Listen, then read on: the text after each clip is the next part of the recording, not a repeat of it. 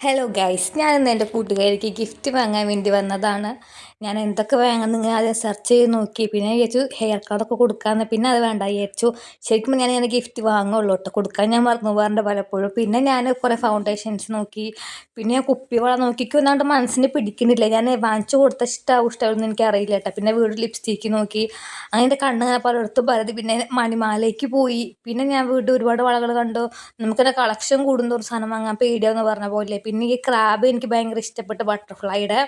പിന്നെ ഞാനിങ്ങനെ നടന്നു പോയപ്പോൾ കോട്ടൺ ചുക്കാതി കണ്ട്. ഇതൊക്കെ വാങ്ങിച്ചു കൊടുക്കാൻ പറ്റുമോ? പിന്നെ അതേ കുറേ സ്റ്റഡ് കമ്മലുകൾ, അവർക്ക് 4-5 കഥൻ്റെ ഉള്ളിൽ ഇങ്ങനെ കുത്തിയിട്ടുള്ള കാരണം ഏത് ഇഷ്ടമാവുമെന്ന് അറിയില്ല. പിന്നെ ഈ ഒരു കമ്മൽ എനിക്ക് ഭയങ്കര ഇഷ്ടപ്പെട്ട്.